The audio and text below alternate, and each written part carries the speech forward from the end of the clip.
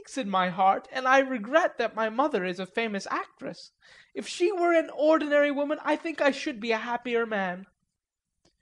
What could be more intolerable and foolish than my position, uncle, when I find myself the only nonentity among a crowd of her guests, all celebrated authors and artists? I feel that they only endure me because I am her son. Personally, I am nothing, nobody. I've pulled through my third year at college by the skin of my teeth, as they say. I have neither money nor brains, and on my passport you may read that I am simply a citizen of Kiev.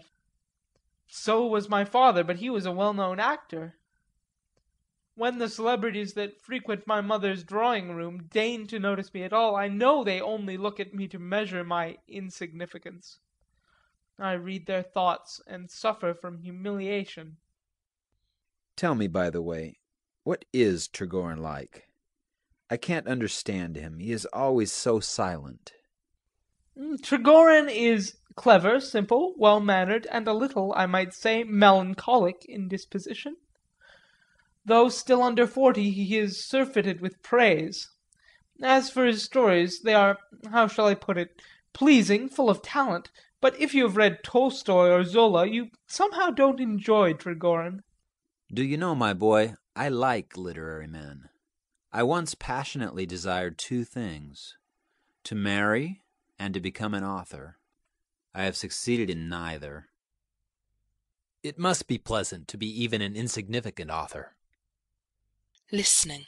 I hear footsteps. He embraces his uncle. I cannot live without her.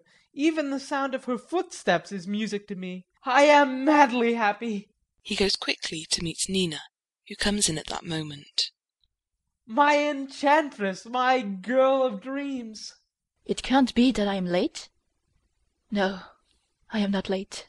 Kissing her hands. No, no, no. I have been in a fever all day. I was so afraid my father would prevent my coming, but he and my stepmother have just gone driving. The sky is clear, the moon is rising. How I hurried to get here! How I urged my horse to go faster and faster! I am so glad to see you. She shakes hands with Sorin. Oh ho, your eyes look as if you had been crying. You mustn't do that. It is nothing, nothing. Do let us hurry. I must go in half an hour. No, no, for heaven's sake, do not urge me to stay. My father doesn't know I am here. As a matter of fact, it is time to begin now. I must call the audience. Let me call them and all. I am going this minute. He goes towards the right, begins to sing the Two Grenadiers. Nach Frankreich zogen zwei Grenadier, die waren in Russland gefangen. Then stops. I was singing that once when a fellow lawyer said to me, "You have a powerful voice, sir." Then he thought for a moment and added, "But it is a disagreeable one." He goes out laughing. My father and his wife never will let me come here. They call this place Bohemia, and are afraid I shall become an actress. But this lake attracts me, as it does the gulls. My heart is full of you. She glances about her. We are alone. Isn't that someone over there? No. They kiss one another. What is that tree? An elm. Why does it look so dark? It is evening. Everything looks dark now. Oh, don't go away early. I implore you. I must. What if I were to follow you, Nina? I shall stand in your garden all night with my eyes on your window. That would be impossible. The watchman would see you, and Treasury is not used to you yet, and would bark. I love you. Hush! Listening to approaching footsteps. Who is that? Is it you, Jacob? On the stage. Yes, sir. To your places, then. The moon is rising. The play must commence. Yes, sir. Is the alcohol ready? Is the sulphur ready? There must be fumes of sulphur in the air when the red eyes shine out. To Nina. Go now. Everything is ready. Are you nervous? Yes, very. I am not so much afraid of your mother as I am of Trigorin. I am terrified and ashamed to act before him. He is so famous. Is he young? Yes. What beautiful stories he writes. I have never read any of them, so I can't say. Your play is very hard to act. There are no living characters in it. Living characters? Life must be represented not as it is, but as it ought to be, as it appears in dreams. There is so little action. It seems more like a recitation. I think love should always come into every play. Nina and Treplieff go up onto the little stage. Paulina and Dawn come in. It is getting damp. Go back and put on your galoshes. I'm quite warm.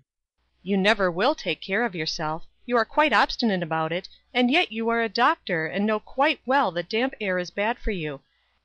You like to see me suffer, that's what it is. You set out on the terrace all yesterday evening on purpose.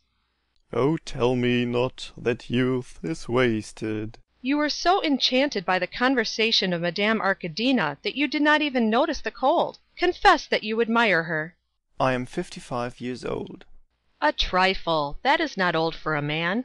You have kept your looks magnificently, and women still like you. What are you trying to tell me? You men are all ready to go down on your knees to an actress, all of you. Once more I stand before thee. It is only right that artists should be made much of by society and treated differently from, let us say, merchants. It is a kind of idealism.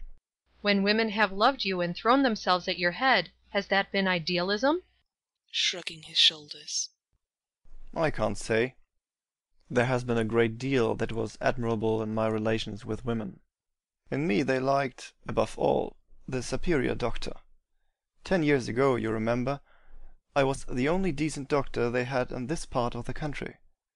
And then I have always acted like a man of honor. Seizes his hand. Dearest. Be quiet. Here they come. Arkadina comes in on Sorin's arm. Also Trigorin, Shamraeff, Medviedenko, and Masha. She acted most beautifully at the Poltava Fair in 1873.